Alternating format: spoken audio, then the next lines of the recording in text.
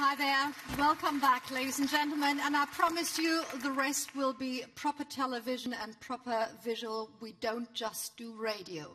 And of course, ladies and gentlemen, the blogs are about communication, social communication. You are mentioning the power of big corporations. This is the power of individuals, of people that get together and say, this is my voice. Ladies and gentlemen, the blogs actually are at a birthday date, because it's 10 years that the blogs have been in existence, and I think that's worthwhile an applause, isn't it? Which means 10 years, the same kind of procedure, and believe me, in 2004, it was almost like hush-hush. There's something new out there, and you might be able to participate, but participation has increased year by year. A three-part process. First of all, everybody is allowed to participate and to promote a website, a Facebook site these days, a blog, saying this is exceptional. Then you, ladies and gentlemen, and the audience, whoever has an internet access, can decide which one they want. And usually those are the 14 categories by languages, which are chosen by the worldwide audience. And last but not least, there are 6 special awards, and they are being selected in real harsh discussions by the jury, which is changing every year. Jury members are all either bloggers, journalists, people involved in social media. So that is exactly what they represent. And this year's jury has been asked what they actually thought about the impact of the Bobs. And here is what they had to say. It's been a great honor for me to participate on the Bob's jury. This is my 2nd year. And what's lovely about it is that we are 15 people from different countries and different language groups. It's quite an interesting role. On the one hand, you're the protagonist. On the other hand, you're the one who decides. And wearing those two hats can be complicated. But I think it worked beautifully. And I was also very impressed by the fact that there were people not only saying, but prepared to listen. I've learned a lot, and I'm really inspired through the other jury members. I find out the Chinese are not fighting alone. It's come a long way, and it has provided a platform to showcase blogs and projects and campaigns that would otherwise go unnoticed, and it has given a boost to freedom of expression and to websites that bring to light human rights violations, and I think the Bobs are doing a great job. Congratulations to the Bobs team, you are doing a great job. Really, you change the world because you turn attention to this internet activism which helps people to unite, which really changes the world to better. This is your job, and good luck in future. I think Deutsche Welle is doing something very, very special in doing this every year for 10 years.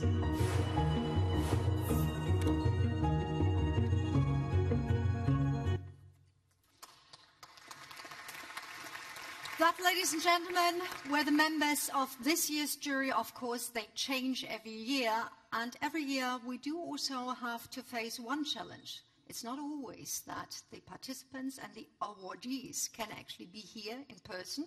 Sometimes they come from countries where getting out of the country might just be possible. Whether they could get back is the question.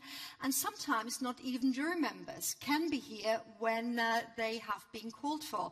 So instead of the jury boss, today we have Shahidul Alam, who will speak for the jury. Shahidul, would you mind joining me here? Tarek Amre could not be with us due to questions of diplomacy and passport, and Shahidul is not just a jury member for a number of years, but he's also a photographer in his own right. He runs a photography school in Bangladesh, giving people a voice through photos, giving people a voice through his blog, and generally trying to survive with both endeavors. Now, Shahidul, we have just seen the jury members, and they're all strong personalities. How difficult is it actually to finally get those 6 awardees that have been selected? How difficult was it this year? It's always difficult. And we are friends, but we don't always stay friends. But the jury is unusual in the sense that, as I was mentioning earlier, not only are you judging, but also as a representative of a particular language, you are the champion of a particular blog. So it is your responsibility to get it across to people, how the nuances of the particular blog that you're presenting. In this case, I had another role, as you mentioned, as a photographer.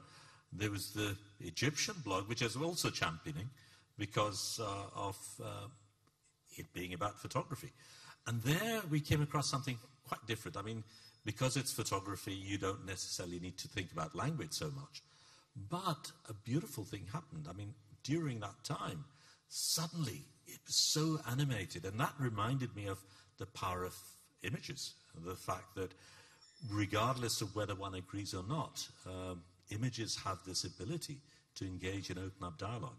Just very briefly, you were able to actually sort of select 6 website blogs, etc. And we have the participants and the people who will take the award sitting in the second and first row and also worried about actually getting them. Why do you think it is still important that Deutsche Welle keeps up the good work of actually hosting the Bobs? Well, the German minister, and I thought he was a football player for a minute, Gerd Müller, did mention something very important, the fact that bloggers sometimes get killed. And in my own country, that has actually happened. Bloggers have been killed, have been persecuted. But I think we need to remember, while all this is said about media, the fact that media does actually cater to stakeholders who happen to be the subscribers, the paying subscribers, the advertisers, the shareholders. The rural poor, the ordinary public doesn't actually feature in there. And I think that is where the bloggers come in. They represent the untold voices. And they are the people who I think in today's day can actually create the check and balance that mainstream media needs. Thank you so much for getting us right into the matter of things. We'll need you in a very special role in a moment. But now, ladies and gentlemen, let's get really into the middle of things, and let's start with our first award, that is Best Social Activism. The award for Best Social Activism goes to Visualizing Palestine. Visualizing Palestine is a project and website that attempts to discuss the issue of Palestine via the medium of infographics and visualizations using facts and data. So it marries the 2 very powerful media, images and data, to create a more nuanced and deep discussion about an issue that's very polarizing and emotional. So it's actually a really nice mix of fact and storytelling. I think the jury also saw that an example like this, it showed the power of images and data, and they were able to see how this might be applied to other situations to help illuminate them.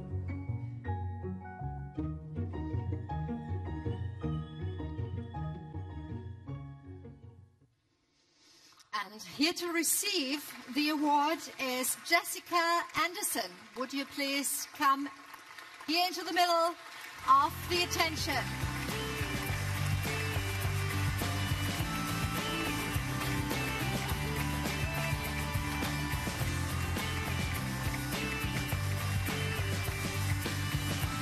Thank you so much, Heidel. Jessica, you are here representing a group of people, international young guys and girls getting together to do data.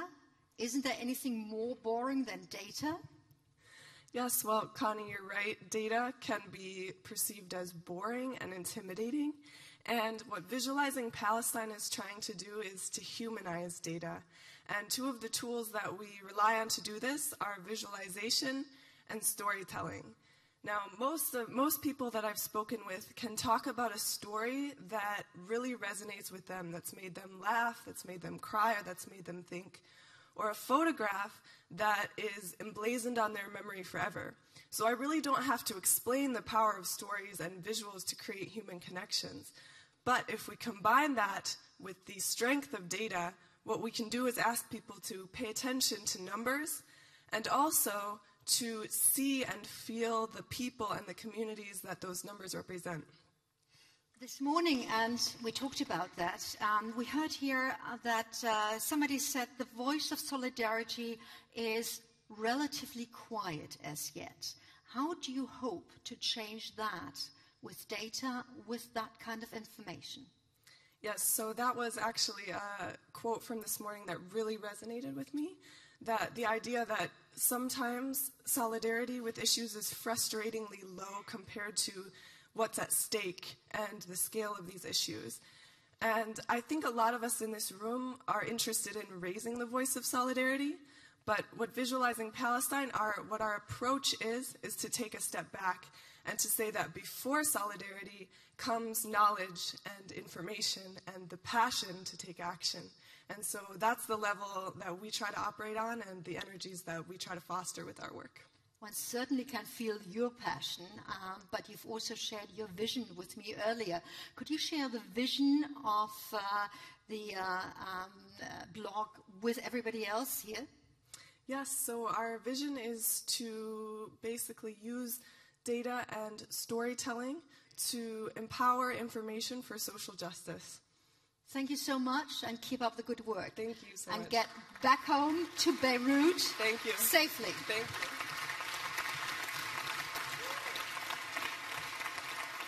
you. Ladies and gentlemen, we will continue with the next award, and that is Best Innovation.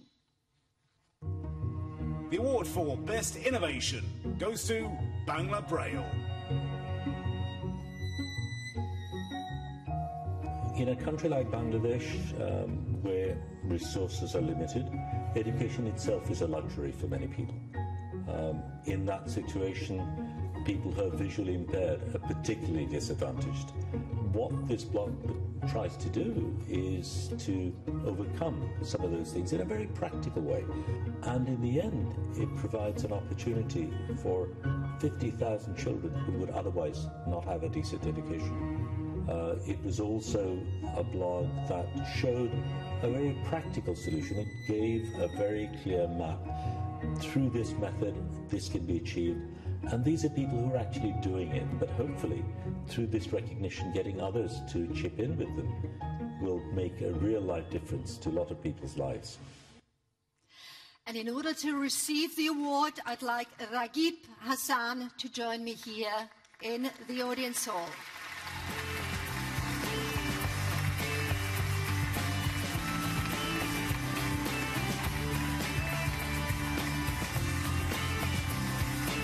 Your award, your work.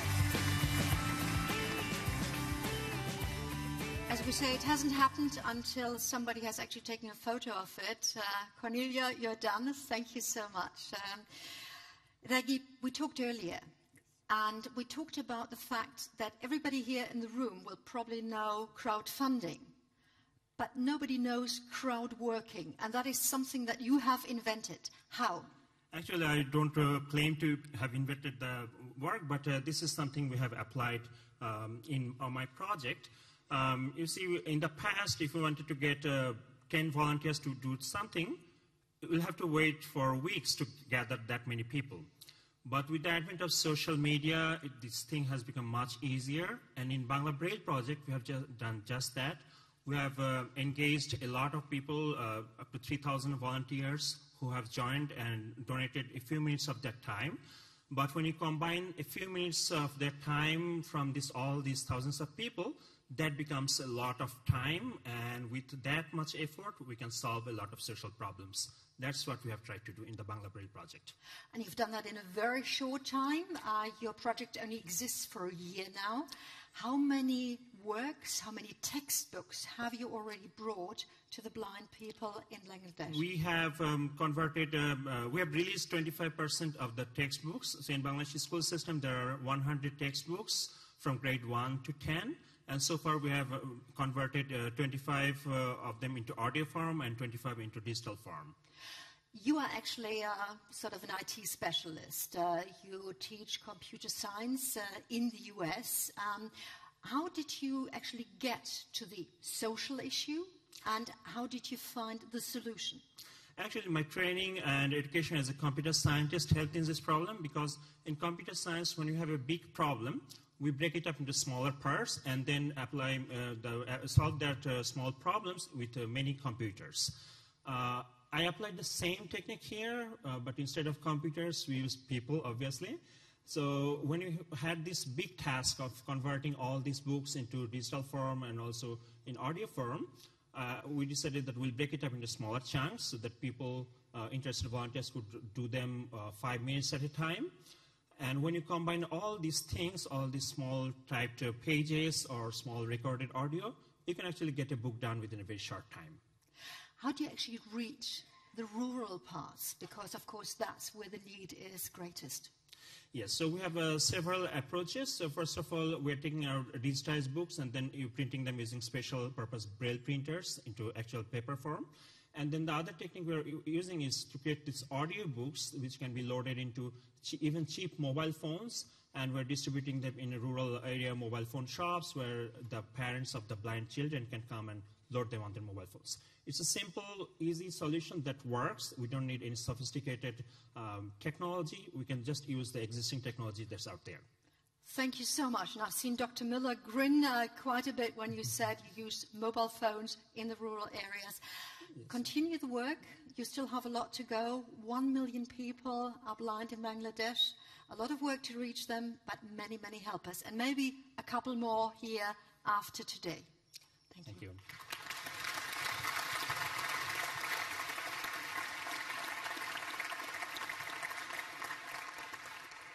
And we continue with the next category, and that is most creative and original.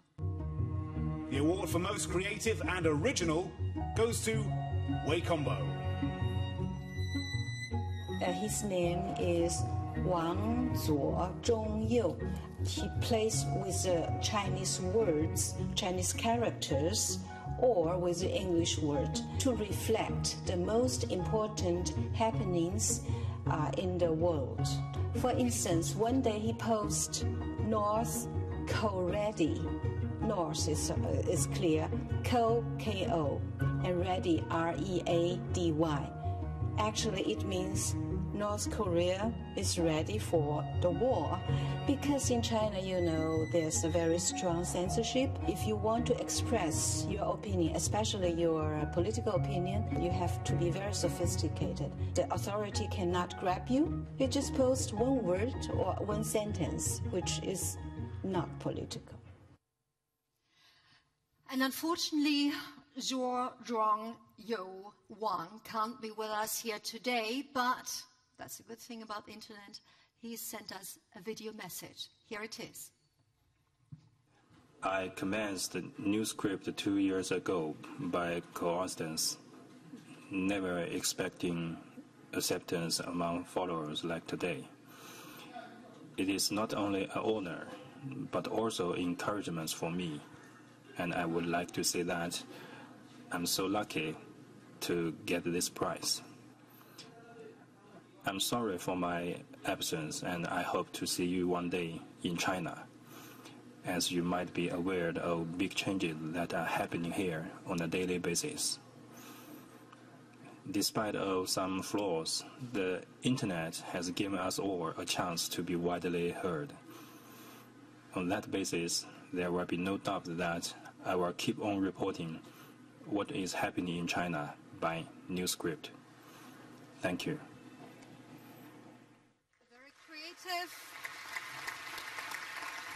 A very creative and optimistic man, and we could say Zai Tian. Ladies and gentlemen, we come to the next award, and that is the Global Media Forum Award. The Global Media Forum Award goes to Kabar Laharia.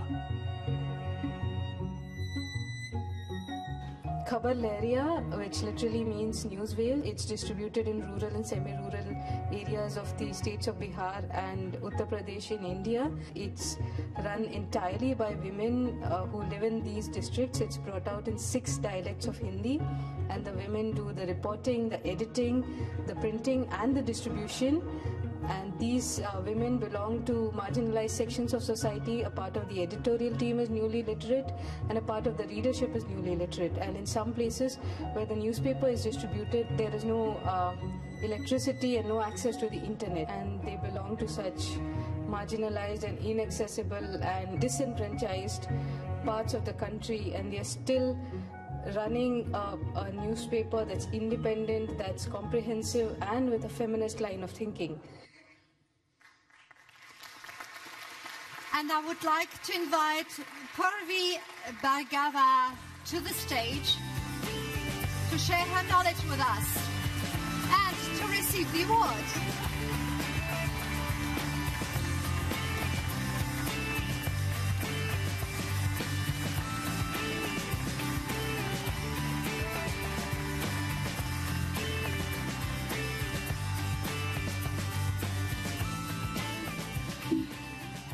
I've just been giving a little bit more time, which is absolutely fantastic because I admire your project incredibly. First of all, how did you get the idea to go out to bring newspaper making to women who are hardly literal?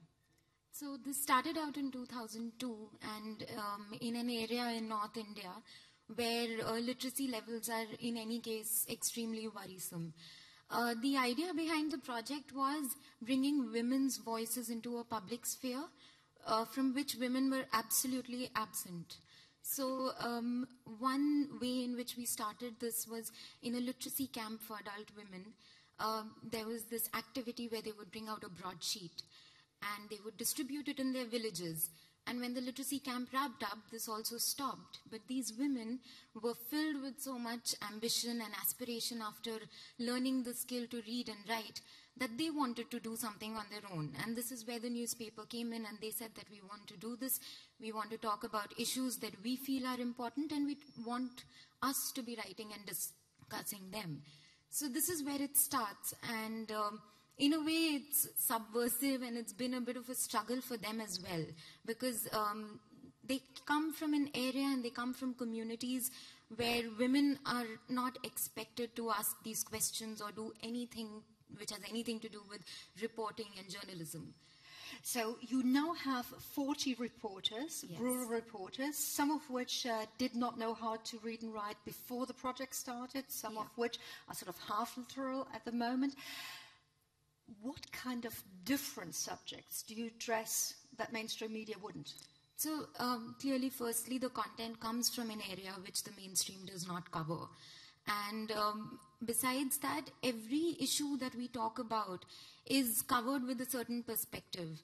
So there is always gender, which is given a lot of importance. So there are issues like water. So if there is drinking water that is not available in a village, that is one problem that the village is facing. But another problem that most people won't talk about is that the absence of water is something that has a direct impact on all the women in that village because they are the ones who are going to walk all the way to wherever the water is available because that's a facility that they are to provide for a household. Similarly, cases of violence against women. Given that this is a newspaper that's run entirely by women, there is a certain perspective with which articles and stories about women and their struggles are written about. For example, rape is something that is now getting global recognition and many people are talking about rape incidents in the country of India. And the rape cases that these women are writing about are firstly cases that don't get covered so much because they're in remote areas. They don't get reported and investigated in a proper manner because nobody is really listening to what happened in a remote village.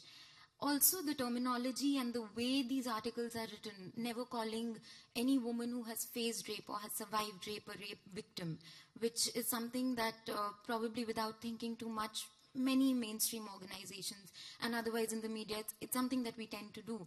But in Khabar Leher, it's very consciously, it's something that we don't do. We follow these cases, we make it a point that we're engaging with these cases for a long duration, maybe for weeks, just to ensure and see that investigation is being carried out. What is the condition of the rape survivor? Is there something that she needs? So those are the kinds of things that are addressed in this newspaper. What do you need to continue? And maybe that in a sentence. Yes, well, in order to continue, I mean, it's an extremely resource-intensive project. We've given equipment in many of these districts where we are working, where electricity and internet access are huge problems. But what we're trying to do is make them as independent as possible, and also hoping to work towards a model which is a little bit more independent of the funds that we need to run the newspaper otherwise. We wish you good luck and good finances to continue your good work. Thank you so much. Thank you so much.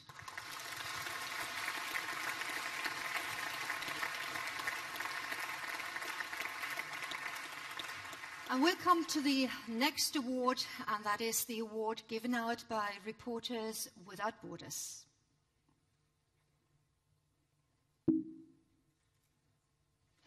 And with that, I'd like to introduce Christian Mier. Sorry about that. I almost waited for the film, but of course, at this stage, there is no film. The film will come later.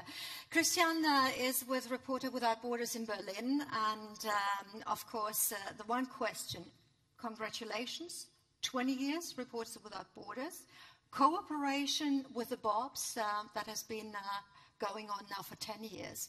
How do you see that cooperation, and could you do without the Bobs? Well, I would say that the Deutsche Welle was very visionary already 10 years ago, because 10 years ago, when the Bobs have been founded, I would say that the internet was still much more than today an island of hope for more freedom.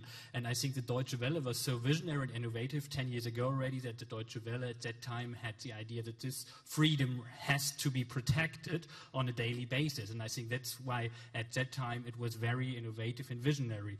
And as we see today, when we see the 10 years history of the Bobs, I think for lots of winners, not only the Reporters Without Borders category, but the other categories as well, having awarded the Bobs to one of some blogs, it was really essential for survival of some of the winners, and I think that was really good, and that's very important. And like that, I'm very proud that we could partner again with the Deutsche Welle in this year's Bobs, and congratulations to the Bobs, and I hope for the next 10 years for another Bobs. That sounds good. Promising and challenging at the same time. How did you arrive at this year's award winner?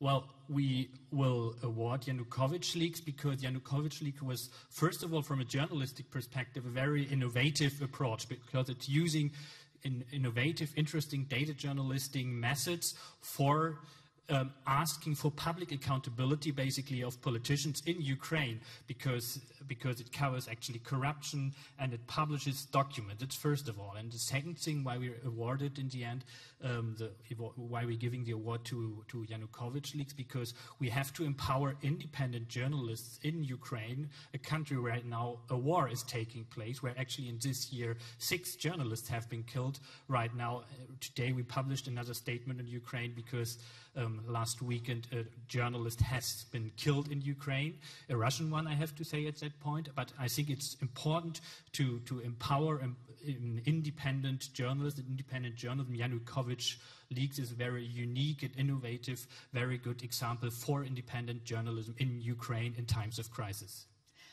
Thank you so much, Christian, and we'll now actually watch the film about Yanukovych Leaks. The Reporters Without Borders Award goes to Yanukovych Leaks.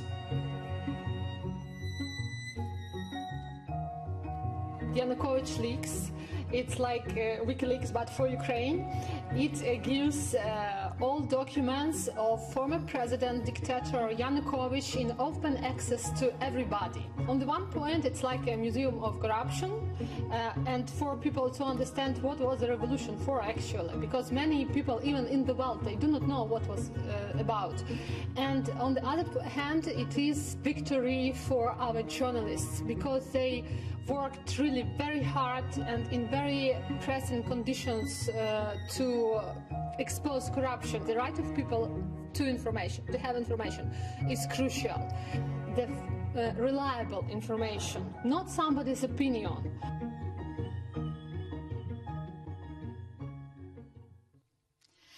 Dmitry Knapp, please come here to receive your award and that of the people working with you.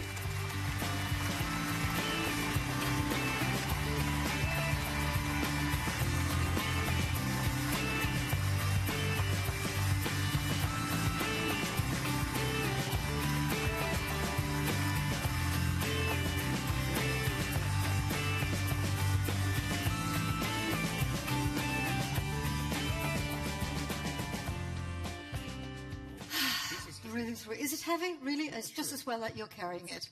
Good weapon for protecting your opinion.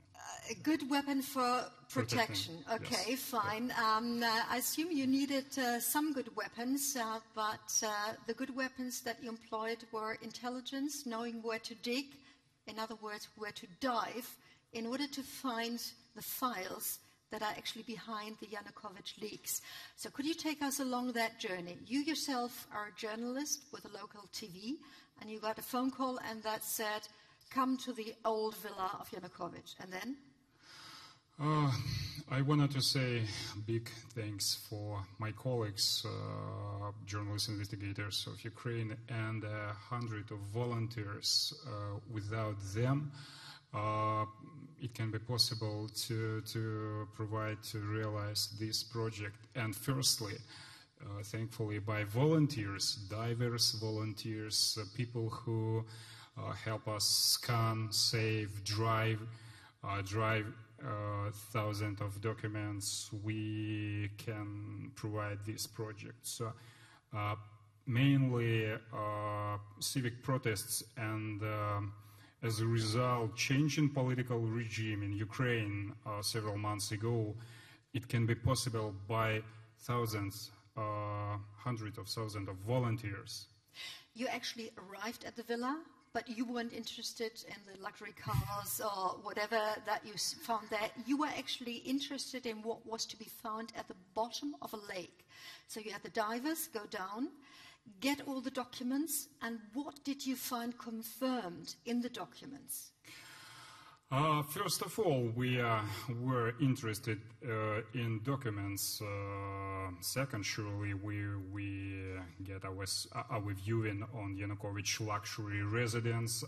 But first of all, we were interested in documents. And, during Yanukovych's 4 years of presidency, we provided many journalist investigations about his luxury life, and thanks firstly for my colleague Sergei Leshenko. He's on the stairs. He was the first who started to expose Yanukovych corruption. That was awful corruption of awful scale, and we created many versions of linking of Yanukovych corruption dealers, and suddenly one time we get almost all proofs of our versions of 4 years of making the investigations. So what have been the consequences? Have you been able to make the documents work for your cause? The main consequence is this is a warning for all politicians, not only Ukrainian, but European too. Everything can be exposed. Nothing can be hid from civic society. Thankful for journalist investigators and volunteers. Every dirty deal, every dirty fraud will be exposed early or sooner. And European politicians and European bankers must remind that million of euros that saving in European banks and supporting European economics, this is a money stealing from Ukrainian people, and we have a lot of proofs of that. So please remind it. So this is the main there will be a consequence. second stage going international with that information. So having changed the face, having started some law proceedings, 13 law proceedings? Surely, after providing our work, General Prosecutor's Office of Ukraine started near 13 or 15 criminal cases, criminal investigations against the Yanukovych family, against Yanukovych relatives and Yanukovych ministers, Yanukovych top officials. These officials with Yanukovych personally, now in Russia, hiding from prosecution, from investigations. So we hope that sooner or later they will be on jail. But this is a minimum program of us, maximum program of us to clean Ukraine from corruption, almost for that level of our west neighbor in Europe. Thank you. We keep our fingers crossed for you. Thanks. Thank you.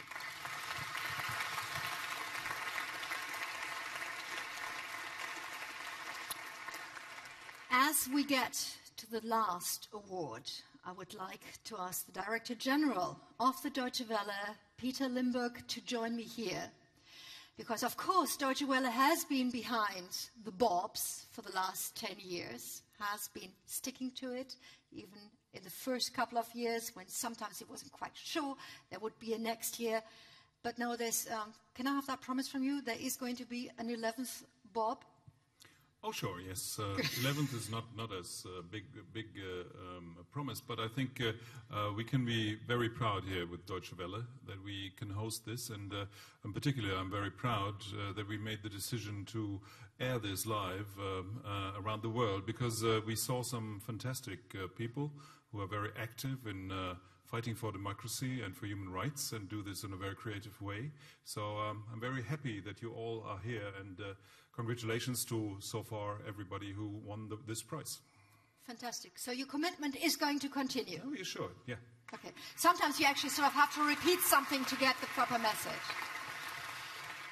Mr. Limburg, the human rights approach of Deutsche Welle and the human rights approach of the Bobs are sort of going in the same direction. Where do you see the vision of the two entities going the same way? I think that Deutsche Welle will always be one strong voice for human rights, but we are not an NGO, so we are a journalistic entrepreneur, and we are trying to show the whole picture. So human rights is very, very much important, but you also have other issues which we have to report on. But human rights is a very strong base for us, and we will continue to be very active and look around the world and see where things are going wrong, and also where things are improving and getting better. Thank you so much. And now we'll need you in a different capacity, handling that big block of stone. I'm a big guy, it shouldn't be so problematic. Yeah. That's wonderful. Thank you so much. And now, ladies and gentlemen, let's have a look at who is actually getting the best of blogs. The award for Best Blog goes to Nassab El-Shami.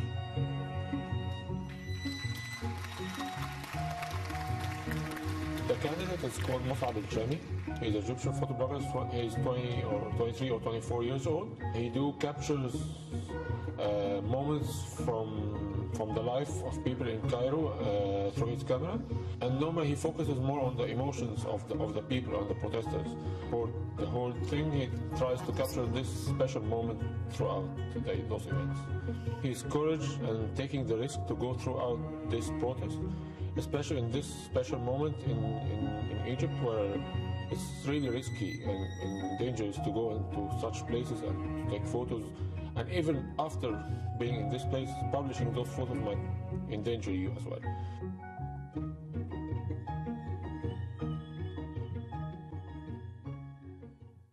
fantastic pictures here. Mazhab El-Shami, could you please join us?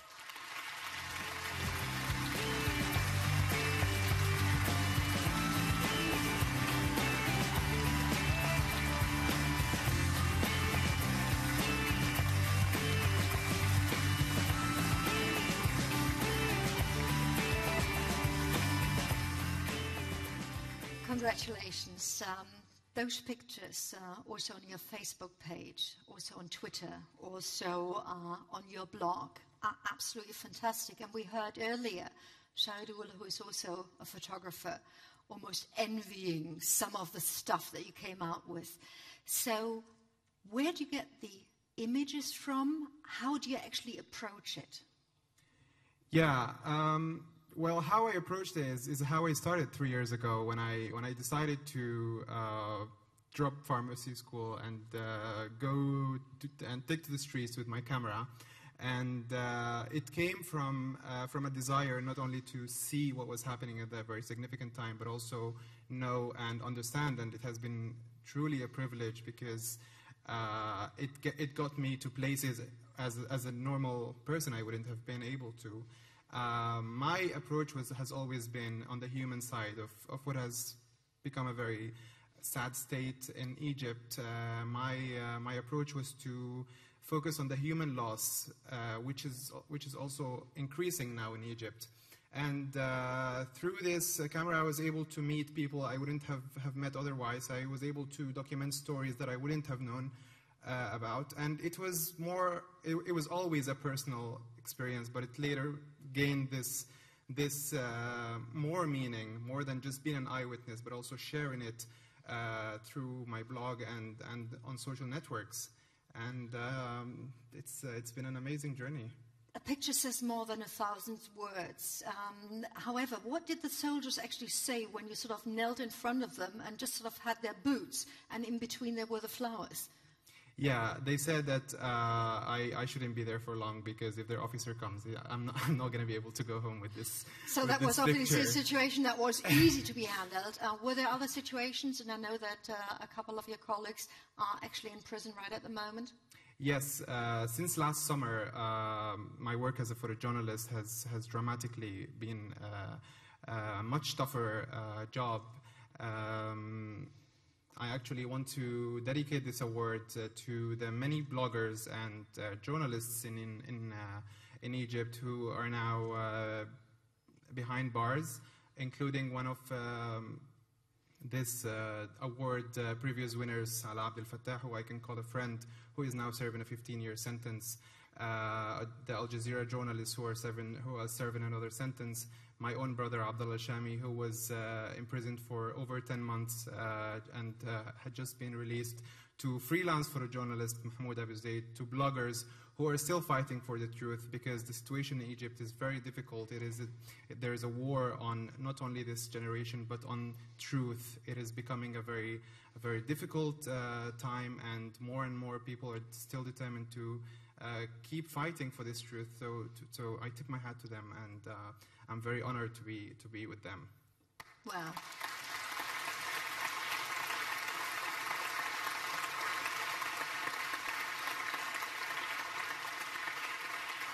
You said that you see yourself as an eyewitness reporter, more or less.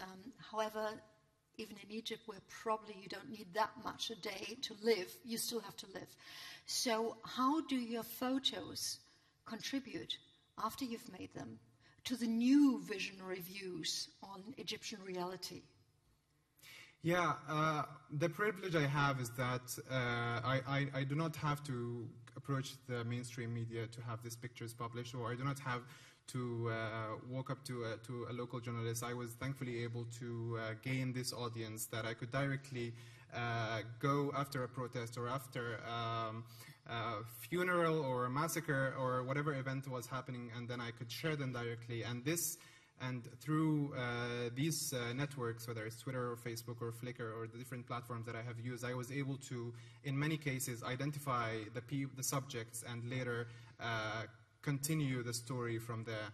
So it has given me this privilege, and because I didn't use the traditional means, it has in many cases also given me an opportunity to make little change, because without these pictures making any change, then it is just pictures that can be put on a wall, and changes which I personally heard from people who, after seeing the images, had their perceptions changed about the humans in these pictures. And it is why I continue to do this, not only to see and understand, but try and make this very little change in a country which is hit with polarization and hate and is silencing many voices. How do you see your next year? We don't want to look too far in the future. How do you see your next year? Hopefully not in jail. But yeah, definitely I would love to keep doing what I'm doing, because it is very personal with me. It's my country, and it's my revolution, and it is our generation. And I feel very strongly about what I do, and I think I do it well to some extent. So I would like to keep doing this and to go beyond the news and try to document the daily lives and the untold stories across Egypt, which is a country that is struggling a lot, not just politically, but in many other instances. We all wish you lots of energy, lots of luck, and certainly stay out of those prisons. Thank you. Before you run away, we still need you. We need all the other awardees who have taken the awards for the groups that are working together. So could you please join us up here to present you, so that we can look at some brave people, some visionary people, some inventive people, some people who went diving in order to find the truth, some people who go to the countryside in order to empower women. I'd like to invite Shahidul, Christian, and of course the Director General to join in that picture, because without your help, these people wouldn't have the award in their hand right now. So thank you very much. And ladies and gentlemen, this is the photo that will document It Has Happened, the Bobs 2014. I hope you've enjoyed this. And there's definitely going to be a Bobs 2015, as we've just heard.